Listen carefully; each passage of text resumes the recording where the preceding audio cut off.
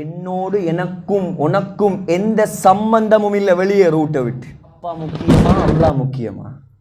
எப்படி சோதனை சகோதரர்களே. பெத்தவன் தேவல்ல, படைத்தவன் தான் எனக்கு வேண்டும். அவங்களால தாங்க எழுதில்லை சகோதரர்களே.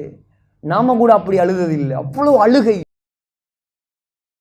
கூறிய அல்லாஹுவின் நல்லடியார்களே, சங்கையான சகோதரர்களே, தாய்மார்களே, சகோதரிகளே, அல்லாஹு ஜல்ல ஜலாலுஹு அம்மனவாலுஹு மௌத்துக்கும் ஹயாத்துக்கும் இடைப்பட்ட ஒரு வாழ்க்கையை தந்து எங்களை இந்த உலகத்தில் அனுப்பியிருக்கிறான்.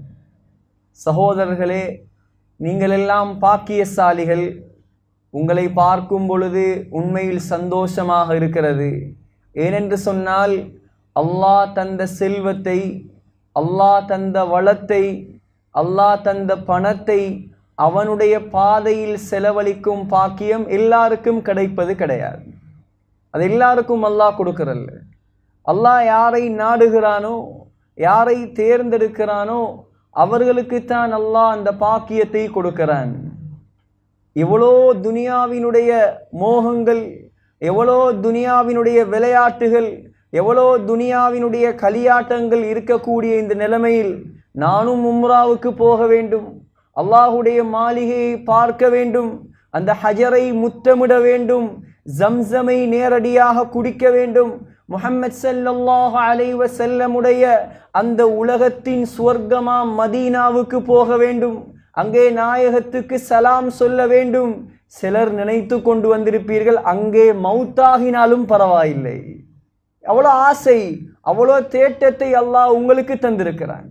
இது எல்லாருக்கும் இந்த பாக்கியம் கிடைப்பது கிடையாது. முதலாவது நீங்கள் பாக்கியசாலிகள். நீங்கள் யார் என்பதை நீங்கள் விளங்க வேண்டும். முதலாவது நீங்க யார்? அல் ஹுஜ்ஜாஜ் வல் உம்மார் வஃப்துல்லாஹ்.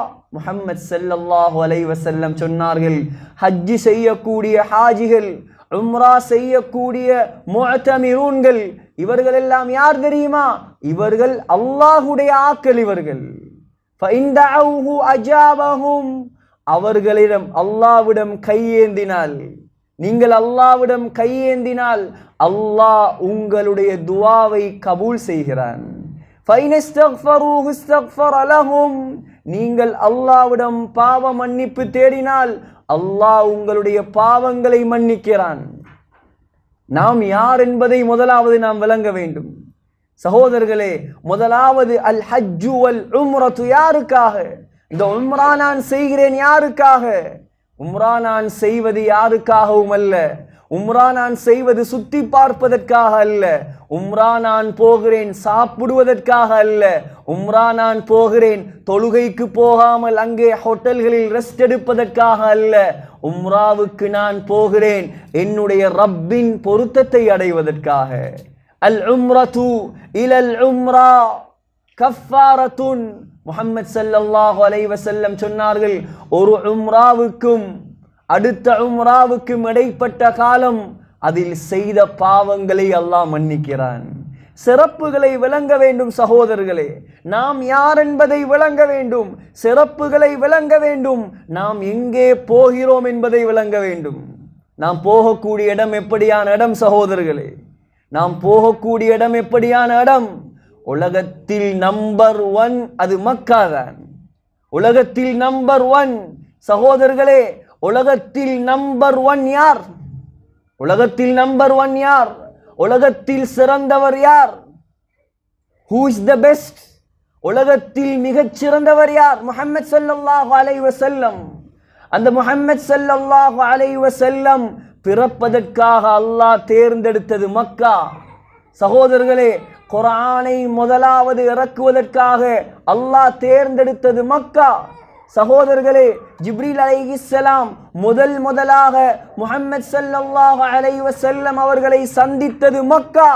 சகோதரர்களே, முதலாக முஹம்மது ஸல்லல்லாஹு அலைஹி வஸல்லமிடம் ஜிப்ரீல் அலைஹிஸ்ஸலாம் அவருடைய உண்மையான தோற்றத்தில் வந்தார் மக்கா. என்ன மக்கா அது? முஹம்மது ஸல்லல்லாஹு அலைஹி வஸல்லம் சொன்னார்கள், புகாரியை பேசுகிறேன், அஜியாத் என்ற இடத்தில் ஜிப்ரீல் அலைஹிஸ்ஸலாம் வந்தார். யா முஹம்மத், முஹம்மதே, முஹம்மதே என்பதாக யாரோ கூப்பிட்டார்கள். திரும்பி பார்த்தேன், ஜிப்ரீல் அலைஹிஸ்ஸலாம் வானத்தையும் பூமியையும் நிறைத்திருந்தார். ஜிப்ரீல் அலைஹிஸ்ஸலாம் வானத்தையும் பூமியையும் நிறைத்திருந்தார். வலஹு சித்தூன ஜனாஹன், ஜிப்ரீல் அலைஹிஸ்ஸலாத்துக்கு அல்லாஹ் 60 இறக்கைகளை படைத்திருந்தான். ஜிப்ரீல் அலைஹிஸ்ஸலாத்துக்கு அல்லாஹ் 60 இறக்கைகளை படைத்திருக்கிறான். முஸ்னத் அஹ்மதில் ரிவாயத் வருகிறது, ஜிப்ரீல் அலைஹிஸ்ஸலாம் இறக்கைகளை விரித்தால் சகோதரர்களே அந்த இறக்கையிலிருந்து யுன்தஸரு மின்ஹு அல் யாகூது வத்துர், அந்த இறக்கையிலிருந்து மாணிக்கமும் பேர்ல்ஸும் கொட்டிக்கொண்டே இருக்குமாம். முதலாக தன்னுடைய தோற்றத்தை ஜிப்ரீல் அலைஹிஸ்ஸலாம் காட்டினார் மக்காவில். சகோதரர்களே, உலகத்தில் மிகப்பெரிய பள்ளிவாசல் எது? நான் கேட்கிறேன், உலகத்தில் மிகப்பெரிய பள்ளிவாசல் எது? சகோதரர்களே, உலகத்தில் மிகப்பெரிய பள்ளிவாசல் அது மக்கா, அது காபா. ஒரே நேரத்தில் 2 மில்லியன்ஸ் 2 மில்லியன் 20 லட்சம் மக்கள் தொழக்கூடிய பள்ளிவாசல் அது மக்காவுடைய காபா பள்ளிவாசல். உலகத்தில் மிக விலை உயர்ந்த கட்டிடம் எது? உலகத்தில் ரொம்ப விலை உயர்ந்த கட்டிடம் எது? துபாயில் இருக்குது, பர்ஜ் ஹலீஃபா, புர்ஜ் ஹலீஃபா என்பார்கள் அரபியில். உலகத்தில் மிக உயர்ந்த கட்டிடம் அதுதான். அதான் உலகத்தில் விலை உயர்ந்த கட்டிடம் இல்ல சகோதரர்களே. மலேசியாவில் இருக்கிற ட்வின் டவர், அதான் உலகத்தில் விலை உயர்ந்த கட்டிடம் இல்லை. அமெரிக்காவில் உடைந்து விழுந்ததே 110 மாடி, அதான் உலகத்தில் விலை உயர்ந்த கட்டிடம் இல்லை. உலகத்தில் அதிகூடிய செலவில் $100 பில்லியன் கட்டப்பட்ட கட்டிடம் அது காபத்துல்லா. சகோதரர்களே, அல்லாஹ் துனியாவிலும் கண்ணியப்படுத்தி வைத்திருக்கிறான், ஆகிரத்திலும் கண்ணியப்படுத்தி வைத்திருக்கிறான். உலகத்தில் ஒவ்வொரு வருடமும் அதிகமான மக்கள் ஜியாரத்து செய்யும் இடம் எது? உலகத்தில் ஒவ்வொரு வருடமும் அதிகமான மக்கள் வந்து போகும் இடம் எது? அதுவும் அந்த காபா. ஒரு வருடத்துக்கு குறைந்தது 4 மில்லியன் 40 லட்சம் மக்கள் அந்த காபாவுக்கு வந்து போகிறார்கள். நினைத்து கொள்ளுங்கள், நான் இப்படியான இடத்துக்கு போகிறேன். போனவர்கள் இருப்பீர்கள், முதலாவதாக போகிறவர்கள் இருப்பீர்கள். உள்ளத்தில் இந்த சிந்தனையை பதிய வைத்துக் கொள்ளுங்கள் சகோதரர்களே. உலகத்தில் விலை உயர்ந்த ஆடை, எக்ஸ்பென்சிவ் ஆடை உடுத்தது யாரு? இப்பொழுது உலகத்தில் விலை உயர்ந்த ஆடை உடுத்து கொண்டிருப்பது யார்? மனிதன் அல்ல, மன்னரும் அல்ல, ராஜாவும் அல்ல. சகோதரர்களே, உலகத்தில் விலை உயர்ந்த ஆடைகளை உடுத்து கொண்டிருப்பது அல்லாஹுடைய காபா. அல்லாஹுடைய காபா. சகோதரர்களே, அந்த உடுப்புடைய, அந்த திரையுடைய, அந்த காபாவினுடைய கேட்டினுடைய சைஸ் என்ன தெரியுமா? 1300 கிலோ. 1300 கிலோ ஆடையை உடுத்திருக்கிறது காபா. அதில் 280 கிலோ தங்கம். சகோதரர்களே, 280 கிலோ தங்கம். இதையெல்லாம் போய் பார்த்து சிந்தியுங்கள் சகோதரர்களே. கருப்பு நிறத்தில் தான் நாம் காபாவை கண்டிருக்கிறோம். முதலாக காபாவுக்கு திரை போட்டது யார்? உலமாக்களிடம் இதற்கு 3 கருத்துகள் இருக்கிறது, வரலாற்று ஆசிரியர்கள். முதலாவது கருத்து, இப்ராஹிம் அலைஹிஸ்ஸலாத்துடைய மகன் இஸ்மாயில் அலைஹிஸ்ஸலாம் தான் காபாவுக்கு முதலாக புடவை போட்டார். இரண்டாவது கருத்து, ஹஜரத் ரசூலுல்லாஹி ஸல்லல்லாஹு அலைஹி வஸல்லம் உடைய பாட்டனார் அதுனான் என்பவர், தந்தை வழி பாட்டனார் அதுனான் தான் காபத்துல்லாவுக்கு முதலாக புடவை போட்டார். மூன்றாவது கருத்து, யமன் நாட்டை சேர்ந்த தபா அல் ஹிம்யரி என்ற அரசன் முஹம்மது ஸல்லல்லாஹு அலைஹி வஸல்லம் அவர்களுக்கு பல 100 வருடங்களுக்கு முன்னால் வந்தவன். அவர்தான் காபாவுக்கு முதலில் திரை போட்டார்.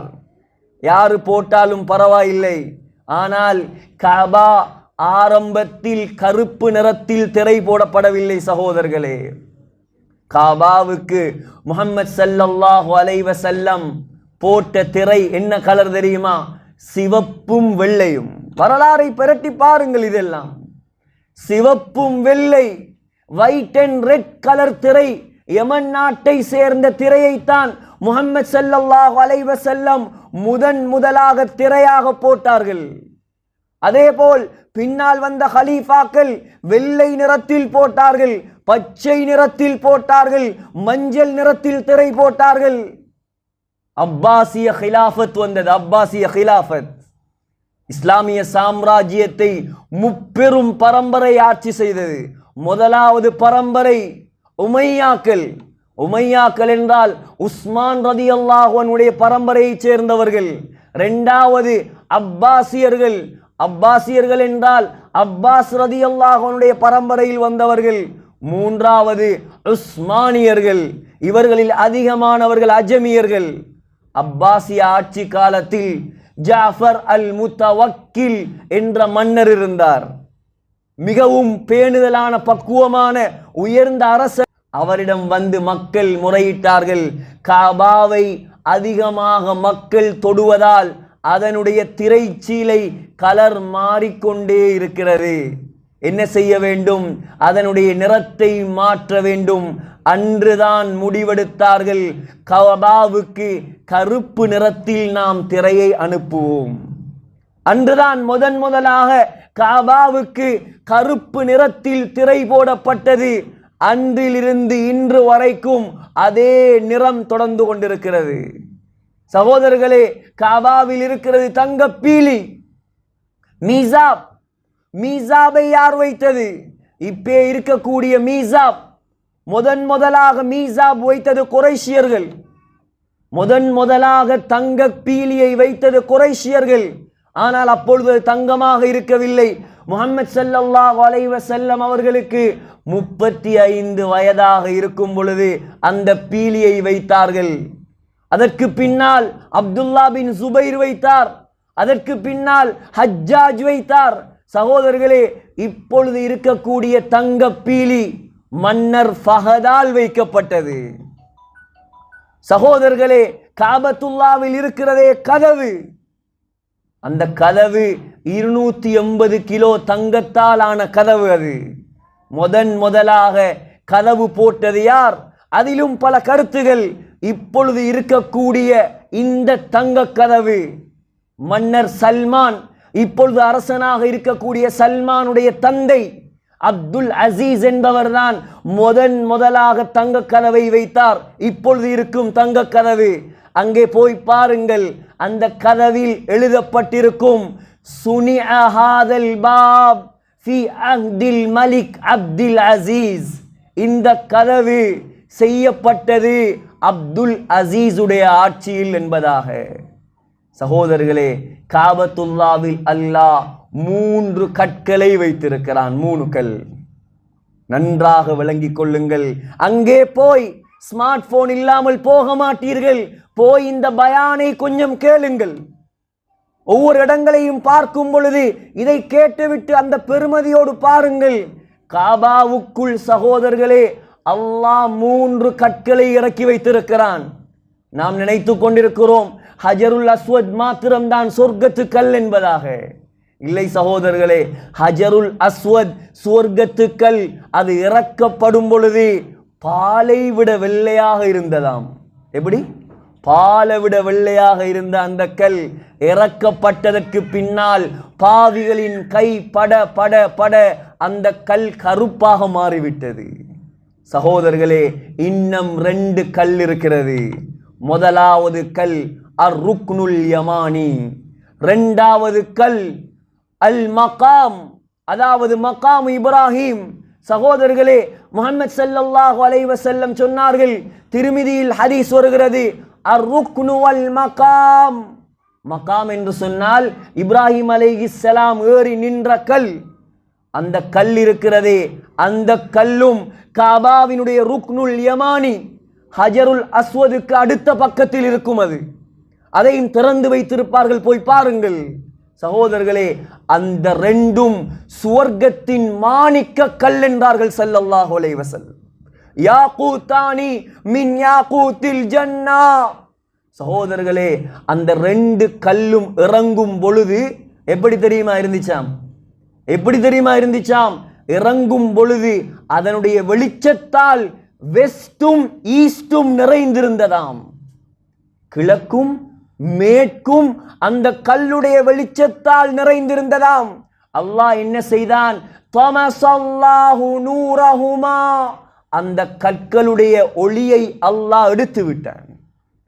அதே பிரைட்னஸோட இருந்தா இப்ப நாங்க காபத்துல்லாவுக்குள்ள போக இயலாது, கண் கூசும், கிட்ட நெருங்க இயலாது. சூரியனை கொண்டு வந்து வைத்தால் எப்படி இருக்கும்? சிந்தித்து பாருங்கள். தொடப்போக்கல மக்காம் இப்ராஹீமை நெருங்கக்கூடிய நேரத்தில் இந்த சிந்தனை வர வேண்டும் உங்களுக்கு. அடே, நான் சுவர்க்கத்து கல்லுக்கு பக்கத்தில் நிற்கிறேன், இந்த கல்லுடைய பிரகாசம் எப்படி இருக்கும்? சகோதரர்களே, அந்த மக்காம் இருக்கிறதே எவ்வளோ அதிசயமான கல் தெரியுமா? இப்ராஹிம் அலைஹிஸ்ஸலாத்துடைய பாதம் இருக்கிறது, அதிலே இப்ராஹிம் அலைஹிஸ்ஸலாத்துடைய பாதம் இருக்கிறது. காபாவை அந்த கல்லுக்கு மேல் ஏறி நின்றுதான் இப்ராஹிம் அலைஹிஸ்ஸலாம் கட்டினார். எங்கெல்லாம் கட்டினாரோ, எந்த பக்கமெல்லாம் கட்ட வேண்டுமோ அந்த பக்கமெல்லாம் அந்த கல் வளைந்து வளைந்து போகுமாம்.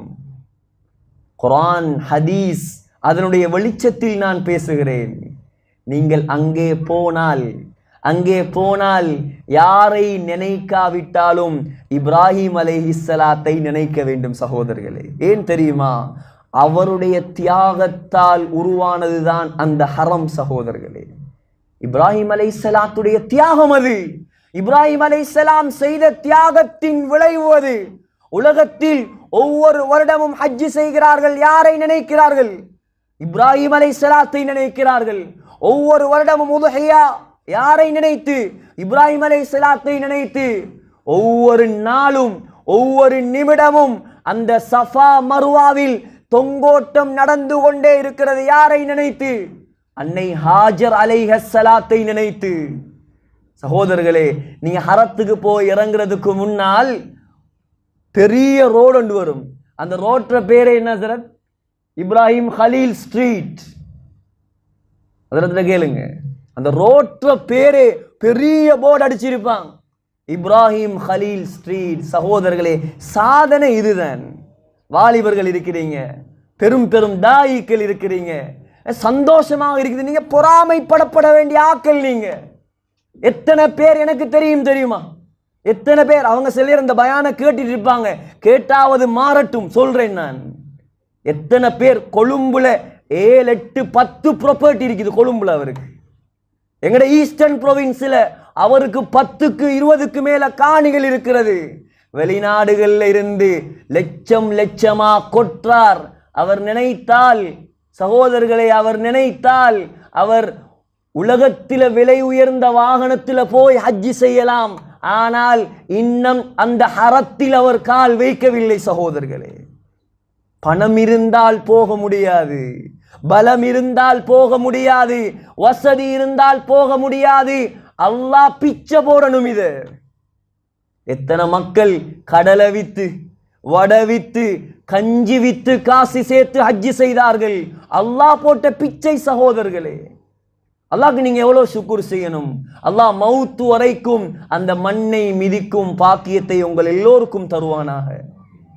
சகோதரர்களை, சிந்திப்போம், சிறப்புகளை விளங்குவோம், இப்ராஹிம் அலைஹிஸ்ஸலாத்தை நினைப்போம். இப்ராஹிம் அலைஹிஸ்ஸலாம் சின்ன வயதில் 2 தியாகம் செய்தார். சின்ன வயசுல 2 தியாகம் செய்தார். சட்டங்களை ஹசரத் தெளிவாக வழங்கப்படுத்துவாங்க. போகக்கூடிய இடத்தின் பெருமதியை எனக்கு பொறுப்பாக தந்தார்.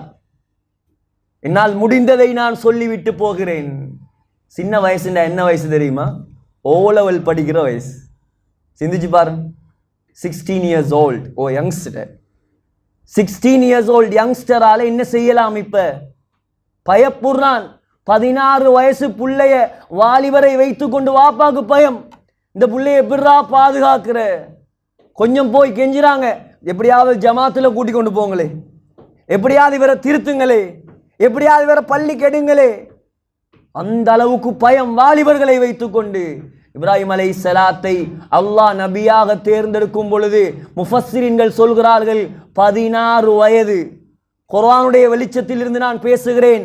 சமிஅனா ஃபதன் யذ்குருஹும் யுகாலு லஹு இப்ராஹீம்.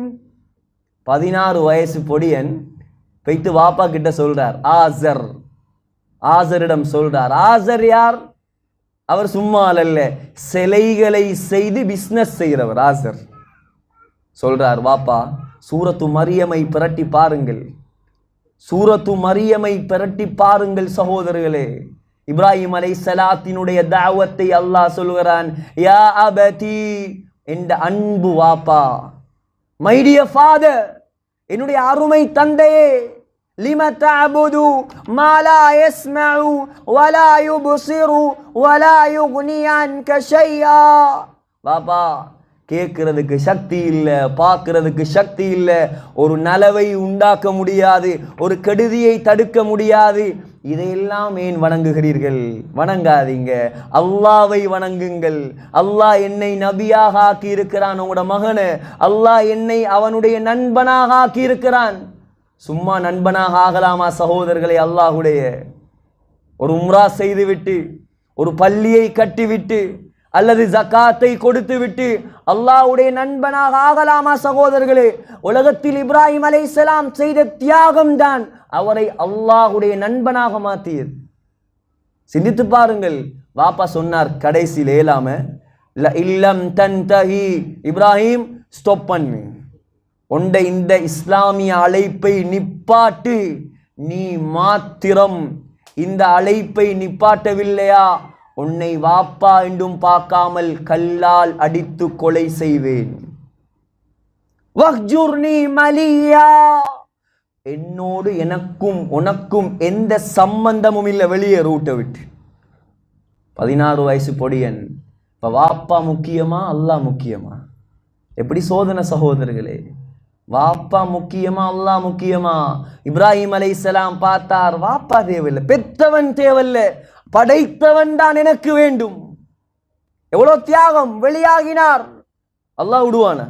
நண்பா, என்னுடைய நண்பனே, எனக்காக தியாகம் செய்தாயா? நீ எனக்காக பெத்த வாப்பாவை தியாகம் செய்தாயா? உனக்கு நான் ஒரு கிராஜுவேஷன் வைக்க போகிறேன், உனக்கு ஒரு பட்டமளிப்பு விழா நடக்க போகிறது. என்ன பட்டம் தெரியுமா? உனக்கு இன்றைய நாளில் இருந்து பெயர் அபுல் அம்பியா. நபிமார்களுக்கெல்லாம் வாப்பா நீதான். இப்ராஹிம் அலைஹிஸ்ஸலாத்துக்கு 2 பிள்ளைகள்.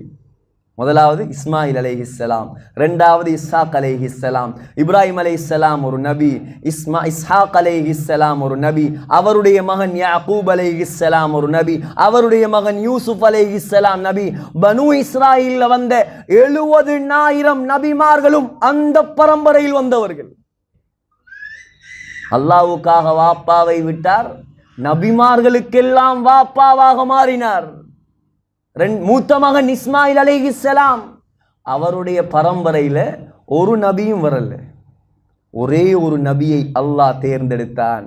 அதுதான் சையதுல் கௌனைன், காத்தமுன் நபியீன், முஹம்மதுல் முஸ்தபா அஹ்மதுல் முஜ்தபா ஸல்லல்லாஹு அலைஹி வஸல்லம் இஸ்மாயில் அலைஹிஸ்ஸலாத்துடைய பரம்பரையில் வந்தார்கள். இரண்டாவது தியாகம் என்ன தெரியுமா? இப்ராஹிம் அலைஹிஸ்ஸலாம் 16 வயதில் செஞ்ச தியாகம். ஓர்டர் வந்துட்டு இப்ராஹிம் அலைஹிஸ்ஸலாத்தை ஊரை விட்டு வெளியேறுமாறு, ஊரை விட்டு வெளியேறுங்கள். சிந்தித்து பாருங்க சகோதரர்களே, கொஞ்சம் யோசனை கெடுங்க பார்ப்போம். கொழும்புல சிட்டியில் வாழ்கிறோம் நாங்கள். கிரெயின் பாஸாக இருக்கலாம், டெமட்டகொடையாக இருக்கலாம், அல்லது வெள்ளம்பிட்டியாக இருக்கலாம், பல இடங்கள்ல இருந்து வந்திருப்பீங்க. கொஞ்சம் ஒருத்தரை அல்லது கிரெயின் பாஸ் மக்கள், ஃபார் எக்ஸாம்பிள், அல்லாஹ் பாதுகாக்கணும், ஒரு அறிவித்தல் ஒன்று வருது, எல்லாரும் எழும்போணும், கிரெயின் பாஸ்ல யாரும் இருக்க போடாது. கிரெயின் பாஸை விட்டுட்டு எல்லாரும் எங்க தெரியுமா போகணும்? ஹபரனை காட்டில் போய் திரிக்கணும்னு சொன்னா எப்படி இருக்கும்? எங்களால் ஜீரணி கேளுமா? சிங்கப்பூருக்கு போனாலும் கொழும்புக்கு வந்து கொஞ்சம் தண்ணி குடிச்சா தான் நிம்மதியா இருக்கும்னு சொல்லுவாங்க. பிறந்த ஊர் இது, வளர்ந்த ஊர் இது, நண்பர்கள், குடும்பம், ஃபெமிலி எல்லாமே இங்கேதான். எப்படி இந்த ஊரை விட்டுட்டு போற? இப்ராஹிம் அலைஹிஸ்ஸலாம் பிறந்த ஊர் ஈராக், இப்ராஹிம் அலைஹிஸ்ஸலாம் வளர்ந்த ஊர் ஈராக், இப்ராஹிம் அலைஹிஸ்ஸலாம் வாழ்ந்தது ஈராக்கில் கன்ஆன் என்ற பகுதி. பார்த்தார் இப்ராஹிம் அலைஹிஸ்ஸலாம், பிறந்த ஊரை விட்டு போக செல்றான். பிறந்த ஊர் வேணுமா அல்லாஹ் வேணுமா? எப்படி சோதனை! சிந்தித்து பாருங்க, இதெல்லாம் யோசிங்க. இதெல்லாம் பிறந்த ஊரா அல்லாவா? யோசிக்கிறார். பிறந்த ஊர் தேவை, எனக்கு படைத்தவன் தான் தேவை. வெளியாகினார் ஊரை விட்டு. அல்லாஹ் சொன்னான், இப்ராஹிம் எனக்காக என்னுடைய நண்பன் உண்ட ஊரை விட்டாயா? உனக்கு உன்னுடைய ஊரெல்லாம் என்ன ஊர்? ஈராக் பிரச்சனை இல்லை, ஈராக் பரவாயில்ல, விடு ஊரை. உனக்கு நான் தரப்போகிறேன் ஒரு ஊர். என்ன ஊர் தெரியுமா? அதுதான் உலகத்தில் சிறந்த ஊர், மக்கா. உலகத்தில் சிறந்த ஊர் மக்காவுக்கு வா நண்பனே, மக்காவுக்கு வா. மக்காவுக்கு வாரது மட்டுமல்ல உண்ட வேலை, மக்காவுல நான் உனக்கு ஒரு கன்ஸ்ட்ரக்ஷன் ப்ரொஜெக்ட் தரப்போறேன். சிந்திச்சு பாருங்க சகோதரர்களே. என்னுடைய ஆலயம் சும்மா ஆலயமாது, சும்மா பள்ளியாது. இன்ன அவ்வல பைத்தின் உதிஅ லின்னாஸ், உலகத்தில் முதலாக அல்லாஹ்வுக்கு சுஜூது செய்யப்பட்ட இடம் அந்த காபா. அதை கட்டணும் நீங்க தான் இப்ராஹிம். யார் கட்டணும்? நீங்க தான் கட்டணும். அது ரெண்டாவது, உங்களோட ரெண்டாவது ஆப்பர்ச்சுனிட்டி. இன்னொரு விஷயம் என்ன தெரியுமா? மூணாவது உங்களுக்கு நான் தரப்போறேன். எந்த இடத்துல நின்று இப்ராஹிம் நீங்கள் காபாவை கட்டினீர்களோ அந்த இடத்தை நான் எப்படி தெரியுமா ஆக்க போகிறேன்? வத்தஹிது மின் மகாமி இப்ராஹீம முஸல்லா. எந்த இடத்திலிருந்து என்னுடைய நண்பன் இப்ராஹிம் காபாவை கட்டினாரோ அந்த இடத்தை நான் கியாமத் நாள் வரைக்கும் தொழுகைக்குரிய இடமாக அறிவித்து விட்டேன். சகோதரர்களே, நீங்க போவீங்க, உம்ரா செய்வீங்க, செய்த உடனே தவாஃபை முடித்த உடனே முதலாவது மீகாத்துல எஹ்ராம் கட்டிட்டு அப்படியே காபத்துல்லாவுக்குள்ள குனிந்து கொண்டு போங்க சகோதரர்களே. காபாவை பார்த்த உடனே துனியாவை கேட்டு விட வேண்டாம், சொர்க்கத்தை கேளுங்கள். மவுத் வரைக்கும் இங்கே வர வேண்டும் என்று கேளுங்கள். என்ன ஹாஜத்துகளோ கேளுங்கள், பரவாயில்லை. போவீங்க, இடது பக்கமாக திரும்புவீங்க, ஹஜருல் அஸ்வதிலிருந்து தவாஃபை ஆரம்பிப்பீர்கள் சகோதரர்களே. 7 சுத்து சுத்தின உடனே பார்த்தா மகாம் இப்ராஹிம், நான் சொன்னேனே சுவர்க்கத்தின் மாணிக்கம் இருக்கும், தங்க கூட்டால் அதை மூடி வைத்திருப்பார்கள். அதற்கு பின்னால் தான் நீங்க தவாஃபுடைய சுன்னத்தை தொழணும்.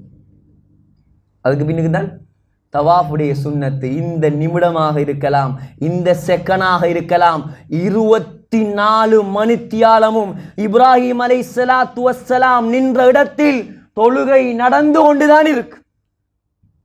அல்லாஹ்வுக்காக செய்த தியாகம் சகோதரர்களே, எப்படி அல்லாஹ் கண்ணியப்படுத்துறான் பாத்தீங்களா? நீங்க போற இடம் அந்த காபா. சகோதரர்களே, அல்லாஹ் 7வது வானத்தில் ஒரு பள்ளி கட்டி இருக்கிறான் தெரியுமா? அல்லாஹ் 7வது வானத்தில் ஒரு பள்ளி கட்டி இருக்கிறான். குர்ஆன் வத்தூர், அல்லாஹ் சொல்கிறான், தூர் சீனாய் மலையின் மீது சத்தியமாக, வ கிதாபிம் மஸ்தூர், குர்ஆனின் மீது சத்தியமாக, ஃபீ ரக்கிம் மன்ஷூர், பரத்தப்பட்ட ஏடுகளில் இருக்கக்கூடிய வரக்கிம் மன்ஷூர், குர்ஆனின் மீது சத்தியமாக, வல் பைத்தில் மஅமூர், பைத்துல் மஅமூரின் மீது சத்தியமாக. 7வது வானத்தில் இருக்கக்கூடிய பள்ளியுடைய பெயர் பைத்துல் மஅமூர். அந்த பள்ளியை அல்லாஹ் காபாவுக்கு நேராக 7வது வானத்தில் கட்டி இருக்கிறான். காபாவுக்கு போய் நின்று கொஞ்சம் அண்ணாந்து பார்த்து யோசியுங்கள். சுப்ஹானல்லாஹ், இந்த இடத்துக்கு மேலதான் 7வது வானத்தில அல்லாஹ் ஒரு பள்ளி கட்டி வைத்திருக்கிறான். எவ்வளவு பெரிய பள்ளி தெரியுமா? எவ்வளவு பெரிய பள்ளி நினைக்கிறீங்க? முஹம்மது ஸல்லல்லாஹு அலைஹி வஸல்லம் சொன்னார்கள், எவ்ரிடே, ஒவ்வொரு நாளும் அந்த பள்ளி வாசலுக்குள் 70,000 மலக்குமார்கள் உள்ளுக்கு போறாங்க, என்ட்ரி ஆகுறாங்க. ஆனா போன யாரும் திரும்பி வந்த சரித்திரம் கிடையாது. கியாமத்து நாள் வரைக்கும் பெய்த்து கொண்டே இருப்பாங்க. எவ்வளவு பெரிய பள்ளியாக இருக்கும் சகோதரர்களே. அல்லாஹ் தேர்ந்தெடுத்த இடம் எது? கஅபாவுக்கு மேல அதை கட்டினான். உலகத்தில் பாக்கியம், அதுதான் பாக்கியம். அதுதான் பாக்கியம். நீங்க அங்க போறீங்க, பெரிய பாக்கியம் சகோதரர்களே. அப்ப அங்க வாழ்றவங்க எவ்வளவு பெரிய பாக்கியம். அங்க வரக்கூடிய மீன்களுக்கு, உங்களை போல நல்லடியார்களுக்கு அங்க போனதோட அல்லாஹ் உங்களோட பாவங்களை எல்லாம் கழுவுவான். நீங்கள் பரிசுத்தமாக மாறுவீர்கள். சகோதரர்களே, உங்களுக்கு தொழுகை நடத்துறாங்களே அவங்க எவ்வளவு பெரிய பாக்கியசாலி. சுப்ஹானல்லாஹ். இமாம் சுதைஸை பார்த்து நான் அடிக்கடி பொறாமைப்படுவேன் சகோதரர்களே. ஏன் தெரியுமா? 1982ஆம் ஆண்டு 82ல அவர் இமாமாக அங்க நியமிக்கப்பட்டார். இப்ப எத்தனாம் ஆண்டு? 2024, 2024ஆம் ஆண்டு. 44 வருஷம், 42 வருஷம், 42 வருஷமாக மக்காவுடைய இமாம். 42 வருஷமாக அந்த மக்காவில் வரக்கூடியவர்களுக்கு தொழுகை நடத்துகிறார். 42 வருஷமாக அந்த மக்காவில் ஹரத்தில் தராவீஹ் நடத்துகிறார். முஹம்மது ஸல்லல்லாஹு அலைஹி வஸல்லம் மிம்பரில் நின்று ஹுத்பா ஓதி அந்த இடங்களை அலங்கரிக்கிறார். எவ்வளவு பெரிய பாக்கியம் சகோதரர்களே. இன்னொரு இமாம் இருக்கிறார், அப்துல்லா ஜுஹனி. ஹஸரத்தை கேளுங்க, தெரிஞ்சிருக்கும். அப்துல்லா ஜுஹனி, கொஞ்சம் அவங்கள பத்தி தெரிஞ்சு கொள்ளுங்க. எல்லாம் அந்த இடத்துல எதை பற்றியும் தெரியாமல் போகக்கூடாது. நாங்க ஏன் தெரியுமா? துனியால உள்ள நடிகர்கள், நடிகைகள், ஆக்டர்ஸ், ஆக்ட்ரிஸ், இவங்களை பத்தி எல்லாம் எவ்வளோ தெரியும் எங்களுக்கு. குர்ஆனை சுமந்த மக்களை பற்றி எங்களுக்கு என்ன தெரியும் சகோதரர்களே? ஆசைப்படணும் இவங்களை பார்த்து. அப்துல்லா ஜுஹனி சஹாபாக்கள் பரம்பரையில வந்தவர், பனு ஜுஹைனா கோத்திரம். யாருக்கும் கொடுக்காத பாக்கியத்தை அல்லாஹ் அவருக்கு கொடுத்திருக்கிறான். அவர் முதலாவது இமாமாக இருந்தது எங்க தெரியுமா? மஸ்ஜிதுல் கிபிலத்தைன் முஹம்மது ஸல்லல்லாஹு அலைஹி வஸல்லம் தொழுவித்த பள்ளிவாசல். இரண்டாவது இமாமாகினார் மஸ்ஜிதுல் குபா முஹம்மது ஸல்லல்லாஹு அலைஹி வஸல்லம் தொழுவித்த பள்ளிவாசல். மூணாவது இமாமாக மாறினார் மஸ்ஜிதுன் நபவி, ஸல்லல்லாஹு அலைஹி வஸல்லம் தொழுவித்த அதே பள்ளியில் இமாமாகினார். நாலாவது இப்ப இன்றைக்கு வரைக்கும் இமாமாக இருக்கிறார் காபத்துல்லாஹ்ல. எவ்வளவு பெரிய பாக்கியம் சகோதரர்களே. ஸல்லல்லாஹு அலைஹி வஸல்லம் தொழுவித்த எல்லா இடங்களிலும் அவர் இமாம். இதுதான் பாக்கியம். இதை பார்த்து பொறாமப்படணும். இதவர்களைப் போல நம்முடைய பிள்ளைகளை உருவாக்கணும் ஆசைப்படணும் சகோதரர்களே. காபாவில் அல்லாஹ் வைத்திருக்கிறான் ஜிப்ரீல் அலைஹிஸ்ஸலாம் தொழுத இடம். ஒன்றும் தெரியாமல் போய் வந்து விடாதீர்கள், கை சேதம் சகோதரர்களே. தெரியுமா? காபாவில் ஹஜருல் அஸ்வதுக்கு பக்கத்துல ஷாதிர்வான் என்ற ஒரு இடம் இருக்குது. காபாவினுடைய ஓர படிக்கட்டு, காபாவுடைய திரைக்கு கீழே பாருங்க, வெள்ளை கலர்ல ஒரு படிக்கட்டு இருக்கும். இவ்வளவு ஒசரத்துல படிக்கட்டு இருக்கும். அந்த படிக்கட்டை சுத்தி பாருங்க, தனி ஒயிட்டா இருக்கும். தனி ஒயிட் தான். ஒரே ஒரு இடத்துல மட்டும் 8 ஸ்டோன்ஸ், உலகத்துல விலை உயர்ந்த கிரைனைட் கல். அது சும்மா கல் இல்லை, அது போய் பாருங்க. பிரவுன் கலர்ல, இந்த கலர்ல 8 கல் இருக்கும். 8 கல். அந்த 8 கல்லையும் பதித்தது அபு ஜாஃபர் அல் மன்சூர் என்ற ஹலீஃபா.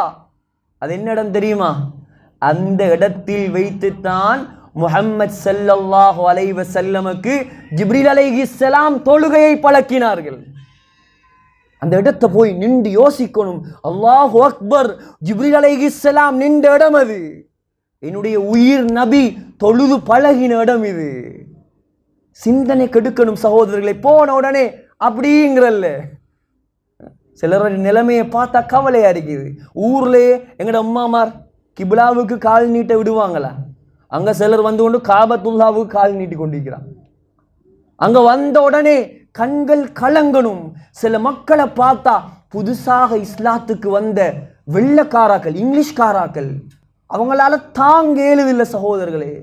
நாம கூட அப்படி அழுததில்லை. அவ்வளோ அழுகை. சிலாக்கள் வந்த உடனே எங்கடாக்கள் எடுக்கிற செல்ஃபி அடிக்கிற. இதுக்காக நாங்க போறோம் சகோதரர்களே. அந்த கண்டத்தோட அந்த பள்ளியில, அந்த மக்காவுல நீங்க கால் வைக்கக்கூடிய நேரத்துல உங்களோட சிந்தனை வரணும். சுப்ஹானல்லாஹ், உலகத்தில் சிறந்த இடத்தில் நான் கால் வைக்க போகிறேன். நான் கால் வைக்கிற மண் இது எப்படியான மண் தெரியுமா? எப்படியான மண் தெரியுமா? அந்த மண்ணை இன்னொரு இடத்துக்கு கொண்டு போவது ஹராம். ஃபிக்ஹுடைய கிதாபை பிரட்டி பாருங்கள். நான் கால் வைக்கிறேனே இடம் எப்படியான இடம் தெரியுமா? அந்த மண்ணில் இருக்கக்கூடிய புல்லு அந்த கிராஸ பிக்கிறதும் ஹராம். அந்த மண்ணில ஒரு மிருகத்துக்கு ஒரு ஜந்துக்கு உங்களால் அநியாயம் செய்ய இயலாது சகோதரர்கள். நெலும்புக்கு கூட அடிக்க இயலாது. எப்படியான இடமாக இருக்கும் அது? புனித ஹரம். ஹரம் என்றால் என்ன? ஹரம் என்றால் தடுக்கப்பட்ட சங்கையானது. ஹராத்துக்கு அங்க இடமே இல்லை சகோதரர்களே. காபாவை பற்றி மாத்திரம் பல மணித்தியாலங்கள் பேசலாம். அவ்வளோ இருக்குது காபால, அவ்வளோ இருக்குது காபால. அடுத்ததாக நீங்க போவீங்க மதீனா. சுப்ஹானல்லாஹ். அந்த மதீனாவை நினைக்க போக்கலையே கல்புகள் கரைந்து போகணும் சகோதரர்களே. மதீனா எப்படியான இடம் தெரியுமா? அது மக்காவுக்கும் மதீனாவுக்கும் நிறைய டிஃபரெண்ட் இருக்குது. மக்காவினுடைய ஹரத்துக்குள் தான் நீங்கள் அமைதியை காண்பீர்கள். மதீனாவுடைய என்ட்ரன்ஸை நீங்கள் அடைந்தால் சுப்ஹானல்லாஹ் அப்படியே ஒரு அமைதி உருவாகும். ஏன் ஏன் உதாரணத்துக்கு நானும் ஹஸரத்தும் நல்ல கூட்டாளி. அவருடைய தன்மை ஏதாவது என்னிடம் வரத்தான் செய்யும். அதை எப்படி மறுத்தாலும் மேலாது. நல்லா நெருங்கி பழகி பாருங்க, அவன்கிட்ட இருக்கக்கூடிய சிஃபத் உங்கள்கிட்ட வரும். அதுக்கு தான் சொல்றேன், நல்லவனோட கூட்டாளி ஆயிரி, பாவியோட கூட்டாளி ஆயிராது. அவன் உன்னையும் தொலாமாக்கிடுவான். படம் பார்க்காத உன்னையும் தியேட்டருக்கு கொண்டு வைத்துருவான். எப்படியும் நண்பனுடைய சிஃபத் வரும். இது ஹதீஸ். மதீனாவுடைய சிஃபத் என்ன தெரியுமா? அமைதி, சாந்தம், நற்குணம், நல்ல பழக்கம். ஏன்? உலகத்துக்கே ரஹ்மத்தாக இறக்கப்பட்ட முஹம்மது ஸல்லல்லாஹு அலைஹி வஸல்லம் அங்கதானே அடங்கப்பட்டிருக்கிறாங்க. அப்ப மதீனா அமைதி இல்லாம இருக்குமா? யோசிச்சு பாருங்க. அந்த ரவுதா. சகோதரர்களே, மக்கா உலகத்தின் நம்பர் 1 பூமி. மதீனா என்ன தெரியுமா? உலகத்தின் சுவர்க்கமே மதீனா. என்ன புதிய கதை சொல்றான்னு யோசிக்காதீங்க. புகாரியுடைய ஹதீஸை பேசுகிறேன் நான், அங்கிட்டு இங்கிட்டு இல்லை. முஹம்மது ஸல்லல்லாஹு அலைஹி வஸல்லம் சொன்னார்கள், மா பைன பைதி வ மிம்பரி ரௌதத்தும் மின் ரியாதில் ஜன்னா. என்னுடைய வீடு மஸ்ஜிது நபவியில தான் ஸல்லல்லாஹு அலைஹி வஸல்லமுடைய ஆயிஷா நாயகியுடைய வீடு இருந்தது. அந்த வீட்டில் தான் நாயகம் ஸல்லல்லாஹு அலைஹி வஸல்லம் அடக்கம் செய்யப்பட்டிருக்கிறார்கள். சகோதரர்களே, அந்த வீட்டுக்கும் ஸல்லல்லாஹு அலைஹி வஸல்லமுடைய மிம்பருக்கும் இடைப்பட்ட பகுதி இருக்குதே, ஸல்லல்லாஹு அலைஹி வஸல்லம் சொன்னார்கள், அதுதான் சுவர்க்கத்தின் பூஞ்சோலை. புகாரியுடைய ஹதீஸ். உலமாக்கள், ஹதீஸ் கலை வல்லுநர்கள் அந்த ஹதீஸுக்கு விளக்கம் சொல்றாங்க. என்ன தெரியுமா? நாளை கியாமத்துடைய நாளையில அல்லாஹ் உலகத்தை அழிக்கக்கூடிய நேரத்தில் அந்த ரவுதாவை அழிக்க மாட்டானா, அதை அப்படியே தூக்கி கொண்டு போய் சொர்க்கத்தில் வச்சிருவானா. சுப்ஹானல்லாஹ். எப்படியான இடம் யோசிச்சுக்காங்க. அங்கே நிற்க போகல, நீங்க போகக்கூடிய நேரம் ஒரு என்ட்ரன்ஸ் வரும். ஃபார் எக்ஸாம்பிள், இது மஸ்ஜிது நபவி என்று சொன்னால் உங்களுக்கு வலப்பக்கம், எனக்கு இடப்பக்கத்தில் தான் பாபு சலாம் என்ற வாசல் இருக்கும். பாபு சலாம், அந்த வாசல்ற பேரே சொர்க்கத்துடைய பெயர் தான். சலாம் என்ன? சலாம் என்றால் அல்லாஹ்வுடைய பெயர், சலாம் என்றால் சொர்க்கத்துடைய பெயர்.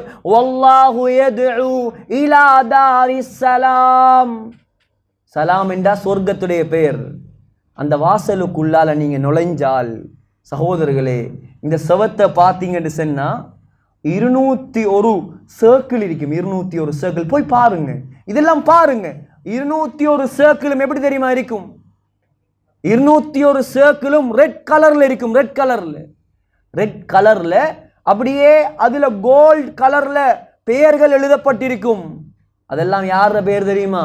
முஹம்மது ஸல்லல்லாஹு அலைஹி வஸல்லமுடைய பெயர். அப்படியே போனீங்க என்று சொன்னா ஸல்லல்லாஹு அலைஹி வஸல்லமுடைய ரவுதா இருக்கும். ரவுதா ஷரீஃப். ரவுதாவை பார்த்து முதலாவது முஹம்மது ஸல்லல்லாஹு அலைஹி வஸல்லம் இருப்பார்கள். அங்கே எழுதியிருக்கும், ஹுனா அஸ்ஸலாமு அலா ரசூலில்லாஹ். இந்த இடத்தில் தான் ஸல்லல்லாஹு அலைஹி வஸல்லமுக்கு சலாம் சொல்ல வேண்டும் என்று எழுதியிருக்கும். அதுக்கு பக்கத்துல அபூபக்கர் சித்திக் ரலியல்லாஹு அன்ஹு இருப்பார். அதுக்கு பக்கத்துல உமர் ரலியல்லாஹு அன்ஹு இருப்பார். பெண்கள் வந்திருப்பதால் ஒரு விஷயத்தை நான் இந்த இடத்தில் ஞாபகப்படுத்துகிறேன். சகோதரர்களே, அப்படியே சகோதரிகளே, அங்க போய் பெண்களுக்கு வேறையான டைம், ஆண்களுக்கு வேறையான டைம்.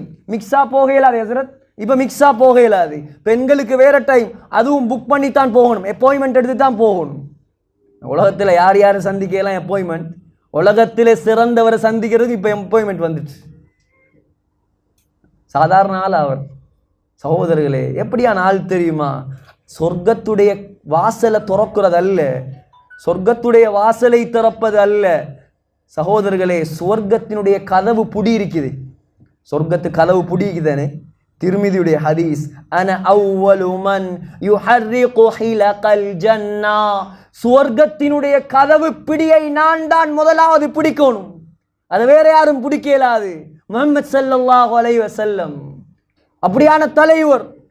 உலகத்தில் அப்படி ஒரு தலைவர் வரல சகோதரர்களே. 63 வருஷ காலத்தில் ஒரு பொய் பேசாத தலைவர் நம்முடைய தலைவர் முஹம்மது ஸல்லல்லாஹு அலைஹி வஸல்லம். ஒரு பொய் பேசினது கிடையாது. இன்னைக்கு தலைவர்மார் பேசுகிற பொய்கள் சுப்ஹானல்லாஹ். அவன்ட வாசிக்கு எல்லாம் சொல்லுவான், இன்றை கொண்டு சொல்லுவான், நாளை கொண்டு சொல்லுவான். சகோதரர்களே, வாக்கு மாறாத தலைவர் முஹம்மது ஸல்லல்லாஹு அலைஹி வஸல்லம். 23 வயசிலேயே அமீன், நம்பிக்கையின் நட்சத்திரம் என்பதாக சீல் குத்தப்பட்டவர் முஹம்மது ஸல்லல்லாஹு அலைஹி வஸல்லம். அவர்களை பார்க்க நான் வந்திருக்கிறேன். இப்ப சலாம் சொன்னத்தோட சுப்ஹானல்லாஹ், அந்த இடத்துல சிலாக்கள் மயங்கியே விழுந்துருவாங்க. என்னுடைய தலைவர், என்னுடைய உயிர், உயிரை விட நான் நேசிக்க வேண்டியவர், எனக்கு அவரை உலகத்தில் காணக்கூடிய பாக்கியம் கிடைக்கல. நான் சஹாபியாக பிறக்கல்ல, அவரோடு வாழல்ல, ஆனா அவர் அடங்கப்பட்ட இடத்தில் அல்லாஹ் என்ன கொண்டு வந்து நிப்பாட்டி இருக்கிறான். சுப்ஹானல்லாஹ். சலவாத்தோட நில்லுங்க, அந்த இடத்துல சலாத்தோட நில்லுங்க. அந்த மஸ்ஜிது நபவியில உட்கார்ந்து குறைந்தது 1000 சலவாத்தாவது ஓதுங்கள் சகோதரர்களே. பக்கத்தில் இருக்கிறாங்க எங்களோட உயிர் ஸல்லல்லாஹு அலைஹி வஸல்லம். வீணாக கழித்து விடாதீர்கள். ரவுதாவுக்கு போயும் செல்ஃபி எடுத்து விடாதீர்கள். எடுக்கலாம் வேற எங்கேயாவது போய், அது செல்ஃபி எடுக்கிற இடம் அல்ல, எங்களுடைய வாழ்க்கையே தியாகம் செய்கிற இடம் அது. அந்த இடத்துல மௌத்து வராதா வராதா வராதா என்று எத்தனை ஜீவன்கள் ஏங்கி போயிருக்குது சகோதரர்களே. யோசிக்க வேண்டும். நாங்கள் இதெல்லாம் எனக்காக, நான் இந்த உலகத்தில் முஸ்லீமாக வாழ்றேன். இந்த கிரேன் பாஸ்ல உள்ள முஸ்லீம்கள் மாத்திரமா, வெள்ளவத்தையில் இருக்கிற முஸ்லீம்கள் மாத்திரமா? உலகத்தில் இப்பொழுது 1.8 பில்லியன் முஸ்லிம்ஸ், 1.8 கோடி முஸ்லிம்கள் இருக்கிறாங்க உலகத்தில். 1400 வருடங்களாக யாரெல்லாம் முஸ்லிம்களாக வாழ்ந்தார்களோ, 1400 வருடங்களாக யாரெல்லாம் முஸ்லிம்களாக மௌத்தாகினார்களோ, 1400 அல்ல, கியாமத் நாள் வரைக்கும் யாரெல்லாம் முஸ்லிம்களாக இருப்பார்களோ எல்லாருடைய நன்மையும் முஹம்மது ஸல்லல்லாஹு அலைஹி வஸல்லமுக்கு. இதில் மாற்று கருத்து இருந்தால் தைரியமாக சொல்லலாம் சகோதரர்களே. மாற்று கருத்து யாருக்கும் கிடையாது. ஏன்? இரத்தத்தை சிந்தியவர் அவர். நான் முஸ்லீம் ஆகிறதுக்கு, ஹஸ்ரத் முஸ்லீம் ஆகிறதுக்கு, நீங்க முஸ்லீம் ஆகிறதுக்கு, இங்க இருக்கக்கூடிய பொம்பளைகள் ஃபர்தா போடுறதுக்கு தன் இரத்தத்தை சிந்தினவர் அவர். சகோதரர்களே, செருப்பால் எறிந்தார்கள். உக்பத் இப்னு அபி முஹைத் முகத்தில காரி துப்பினான். யாருக்காக இதெல்லாம்? எனக்காகவும் உங்களுக்காகவும். சகோதரர்களே, எவ்வளோ கஷ்டப்பட்டார். அவருக்கு முன்னால நின்று, அவர்களுக்கு முன்னால நின்று நாம் ஸலவாத்து சொல்லுவோம், கண்ணீர் வடிப்போம். பெண்கள் வந்திருக்கிறாங்க, பெண்கள் அப்படியே திரும்பி பாருங்க. ஸலவாத்தை சொல்லிவிட்டு இப்படி நின்று ஸலவாத்து சொன்னா, இப்படி திரும்பி பார்த்தீங்கன்னு சொன்னா ஒரு ஜன்னல் திறந்திருக்கும். ஒரு ஜன்னல், 2 ஜன்னல்கள் அப்படியே திறந்திருக்கும். அது இன்றைக்கு நேற்று திறந்திருக்கிற ஜன்னல் இல்லை, 1400 வருடங்களாக திறந்திருக்குது. எத்தனை வருஷம்? 1400 வருடம். சகோதரர்களே, அல்லாமா தஹபி ரஹ்மத்துல்லாஹி அலைஹி சியரு அலாமின் நுபலாவில் பதிவு செய்திருக்கிறார்கள். உமர் ரலியல்லாஹு அன்ஹுடைய காலத்தில் மஸ்ஜிது நபவி பெருசாக கட்டப்பட்டது, விசாலப்படுத்தப்பட்டது. அப்போ அந்த இடத்துல தான் அந்த ஜன்னல் ஈக்குது. அந்த ஜன்னல் ஈக்கிற இடத்துல தான் ஹப்ஸா நாயகியுடைய வீடு இருக்குது. ஹப்ஸா நாயகி யார்? உமர் ரலியல்லாஹு அன்ஹுடைய டாட்டர், மகள், முஹம்மது ஸல்லல்லாஹு அலைஹி வஸல்லமுடைய மனைவி, உம்மஹாத்துல் முஃமினீன்கள் ஒருவர் ஹப்ஸா நாயகி. உமர் ரலியல்லாஹு வந்து சொன்னார், ஹப்ஸா உங்களோட வீட்டை கொஞ்சம் தாங்க, உங்களோட வீட்டை தாங்க, நான் என்ன செய்ய போறேன், மஸ்ஜிது நபவியை பெருசாக்க போறேன். ஹப்ஸா நாயகி யார்? உமர் ரலியல்லாஹு அன்ஹுடைய மகள் தானே. அப்படியெல்லாம் தரையிலாது, அப்படி தரையிலாது. ஹப்ஸாண்ட அர்த்தமே சிங்கம். ஹப்ஸாண்ட அர்த்தம் என்ன? சிங்கம். சிங்கத்துடைய மகள், பேரும் சிங்கம். அப்படி தரையிலாது. அது என்னுடைய உயிர் கணவனு. எவ்வளோ லவ் உண்டு பாருங்க முஹம்மது ஸல்லல்லாஹு அலைஹி வஸல்லம் அவங்க மேல. நான் அந்த வீட்டில் இருந்து கொண்டு என்னுடைய கணவனின் கபரை பார்த்து கொண்டிருக்கிறேன். உங்களுக்கு தரையிலாது. உமர் ரலியல்லாஹு அன்ஹு சங்கடம். சரி, ஆயிஷா ரலியல்லாஹு அன்ஹா தான் ஹப்ஸா நாயகியுடைய பெஸ்ட் ஃப்ரெண்ட். அனுப்பினாங்க, ஆயிஷா கொஞ்சம் ஹப்ஸா கிட்ட பேசி ஊட்ட வாங்கித்தாங்களே, கொடுக்கல. யாரு பேசியும் சரி வரல, தரையிலாது. அது சும்மா இடம் அல்ல, அது தாரத்துக்கு சும்மா இடமா? சகோதரர்களை, கடைசியாக சின்ன தம்பி உபைதுல்லா ரலியல்லாஹு அன்ஹு, அவருடைய வீடு தான் அந்த ஜன்னல், இப்போ இருக்கிற வீடு. அந்த ஜன்னல் திறந்திக்குதே அவருடைய வீடு. அது ஹப்ஸா நாயகிட்ட வந்து சொன்னார், தாத்தா ஏண்ட வீடு உங்களோட வீட்டுக்கு முன்னுக்கு தான் நிற்குது, ஏண்ட வீடு உங்களோட வீட்டுக்கு முன்னுக்கு தான் நிற்குது, நான் ஏண்ட வீட்டை உங்களுக்கு தாரேன், நான் ஹரத்துக்கு வெளியே போகிறேன், நீங்கள் ப்ளீஸ் பண்ணி அந்த வீட்டை கொடுத்துருங்களே. ஹப்ஸா நாயகி அழுது சொன்னாங்க, சரி, ஆனால் எனக்கு ஒரு வாக்கு தரணும். என்ன வாக்கு தெரியுமா? எந்த காரணத்தை கொண்டும் இந்த ஜன்னலை மூடக்கூடாது. ஏன்? உபைதுல்லாவுடைய வீட்டில இருந்து ஜன்னலை திறந்தா ஸல்லல்லாஹு அலைஹி வஸல்லமுடைய ரவுதா விளங்கும், ரவுதா விளங்கும். எந்த காரணம் கொண்டும் அதை மூடக்கூடாது. நான் மௌத்தாகும் வரைக்கும் ஜன்னலை திறந்து என்னுடைய கணவனை பார்த்து கொண்டே இருக்க வேண்டும் கபரை. ரலியல்லாஹு அன்ஹு அண்டைக்கு வாக்கு கொடுத்தாங்க, ஹப்ஸா ஜன்னலை மூட மாட்டேன். சுப்ஹானல்லாஹ். எப்படி தலைவர்கள் இவங்கெல்லாம், யோசிச்சு பாருங்க. பணத்துக்கு அடிமையானவங்களா இவங்கெல்லாம்? பதவிக்கு அடிமையா? உலகத்தில் இன்றைக்கு 57 முஸ்லீம் நாடு, 57 முஸ்லீம் நாட்டுக்கும் 57 பிரசிடென்ட். சகோதரர்களை, உமர் ரலியல்லாஹு அன்ஹு யார் தெரியுமா?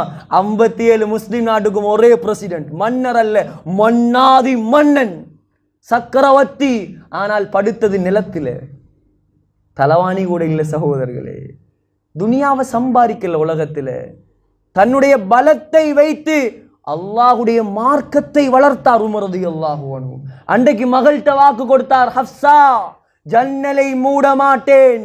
அந்த தந்தை கொடுத்த வாக்கு, எத்தனை மன்னர்கள் வந்தார்கள், இன்னும் அதே ஜன்னல் மூடப்படாமல் 1400 வருடங்களாக திறந்து வைக்கப்பட்டிருக்கிறது. அந்த இடத்துக்கு போய் இந்த சிந்தனையோட, இந்த சம்பவத்தோட பாருங்க.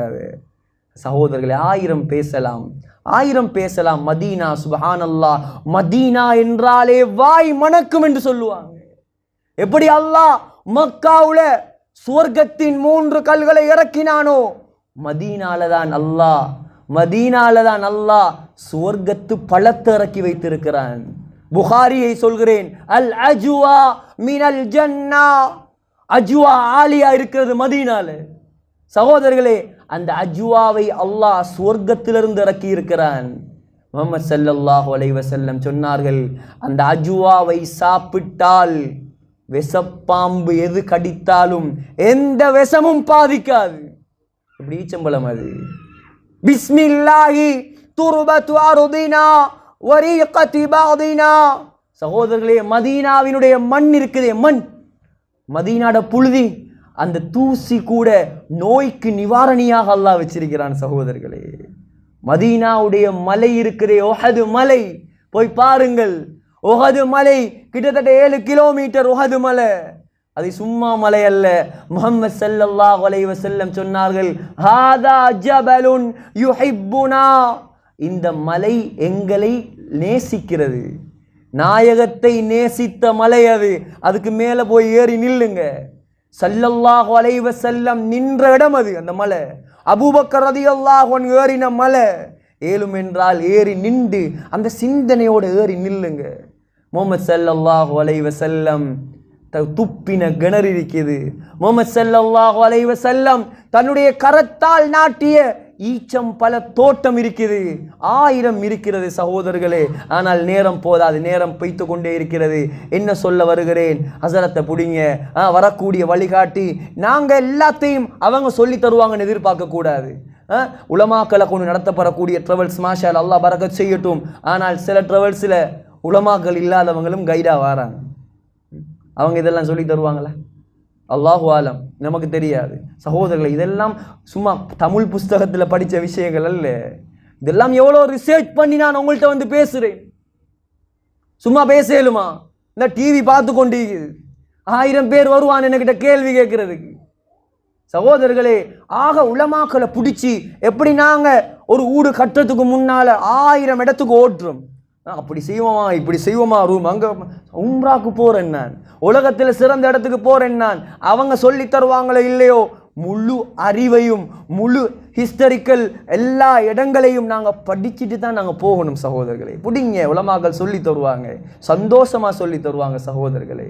அடுத்ததாக சொல்கிறேன், கடைசியாக போகக்கூடிய நீங்கள் இந்த துனியாவிலிருந்து, இந்த இலங்கை நாட்டிலிருந்து வெளியேறதுக்கு முன்னால், ஃப்ளைட்டில் இருந்து ஏறுறதுக்கு முன்னால் உங்களோட மத்தியில் இருக்கக்கூடிய பிரச்சனைகள், குடும்ப பிரிவுகள், தாய் தகப்பனோட பேசாமல் இருந்தா சகோதரர்களே, உம்மா ஒன்றை மட்டும் சொல்கிறேன், நல்லா கவனமாக கேளுங்க. யாராவது இங்கே இரத்த உறவை துண்டித்தால் தயவு செய்து அவங்க உம்ராவுக்கு போகாம வைக்கிறது நல்ல. ஏன் தெரியுமா? அரஃபா மைதானத்தில் முஹம்மது ஸல்லல்லாஹு அலைஹி வஸல்லம் சொன்ன வார்த்தை என்ன தெரியுமா? இந்த இடத்துல இரத்த பந்தத்தை துண்டித்தவங்க உட்காரக்கூடாது, உட்கார தேவையில்லை. ஒவ்வொரு வியாழக்கிழமையும் ஸல்லல்லாஹு அலைஹி வஸல்லம் சொன்னாங்க, ஒவ்வொரு வியாழக்கிழமையும் அல்லாஹ் முஸ்னத் அஹ்மதில் 20,000 ஹதீஸ் நினைக்கிறேன், முஸ்னத் அஹ்மதில் வரக்கூடிய சஹீஹான ஹதீஸ், ஒவ்வொரு வியாழக்கிழமை வெள்ளிக்கிழமை ராவும் அல்லாஹு தஆலா அடியார்களுடைய அமல்களை உயர்த்துகிறான். நபி ஸல்லல்லாஹு அலைஹி வஸல்லம் சொன்னாங்க, ஃபலா யுக்பலு அமலு காத்திஇ ரஹீம், யார் இரத்த உறவை துண்டித்திருக்கிறானோ அல்லாஹ் அவனுடைய அமலை தூக்கி வீசி போட்டுருவான், எடுக்க மாட்டான், கபூல் செய்ய மாட்டான்.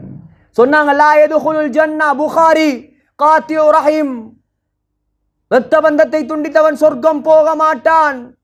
அபூ தாவூத்ல சொன்னாங்க ஸல்லல்லாஹு அலைஹி வஸல்லம். சகோதரர்களே, இரத்த பந்தம் இருக்குதே, அல்லாஹ் அதுக்கு ஒரு உருவத்தை கொடுப்பான் கியாமத்துடைய நாளையில. அது வந்து சொல்லும், இவனை சொர்க்கம் அனுப்பாதையா அல்லாஹ், இவனை வெட்டி நீ, ஏன் இவன் உலகத்தில் என்ன வெட்டி வாழ்ந்தான், இவனை சொர்க்கம் அனுப்பு, ஏன் இவன் உலகத்தில் என்ன சேர்ந்து வாழ்ந்தான். சகோதரர்களே, கையை காலை பிடிச்சி மன்னிப்பு கேட்டாவது எப்படியாவது உறவாகிடுவோம், பிரச்சனைகளை இல்லாமல் ஆக்கிடுவோம். கொடுக்கல் வாங்கல், ஹராம்கள், வட்டிகள் சம்மந்தப்பட்டிருந்தா தௌபா செய்து விட்டு சொல்லுங்கள் சகோதரர்களே. கடைசியாக சொல்றேன், பெத்த தாய் தகப்பன் இருக்கிறாங்களே, வெரி இம்பார்ட்டன்ட். உம்மா வாப்பாட துவா இல்லாமல் தயவு செய்து உம்ராவுக்கு பெய்திரவானாம். உம்மா வாப்பாவை நோகடித்தவர்கள் உம்ராவுக்கு பெய்திரவானாம். அந்த ஹரத்தில் கண்ணால் கண்ட கதையை நான் சொல்கிறேன். ஒரு வாலிபர் தன் தாயை வீல் சேரில் தள்ளி கொண்டு வந்தார். அந்த தாய்க்கு எலும்பி நடக்க இயலாது. உங்களுக்கு தெரியும், மத்தாஃபை சுற்றி ஜம்சம் தண்ணீர் வைத்திருப்பார்கள். மத்தாஃபை சுற்றி ஜம்சம் தண்ணீருக்கும் அந்த தாயை கொண்டாந்து அந்த ஜம்சம் ஃபில்டருக்கு பக்கத்தில் நிப்பாட்டி ஜம்சம் தண்ணி எடுத்து தாயிட ஒரு காலை ஒசத்தி அதுக்கு மேல ஜம்சம ஊத்தி வடியக்கூடிய ஜம்சத்தை தண்ட மத்த கையால் எடுத்து குடித்தான். அந்த வாலிபன் குடித்து என்ன தெரியுமா சொன்னான்? என்ற சொர்க்க வாசலை கழுவி நான் தண்ணீர் குடிக்கிறேன். அந்த தாயுடைய கண்கள் இருந்து கண்ணீர் வடிந்து கொண்டே இருந்தது. இது போதும் அவன் சொர்க்கவாதியாக மாறுவதற்கு. எவ்வளோ கண்ணியப்படுத்துறான் உம்மா, பார்த்தீங்களா சகோதரர்களே? உம்மா மேல இருந்தா நீங்க கீழே இருங்க, உம்மா மேல இருந்தா நீங்க கீழே இருங்க.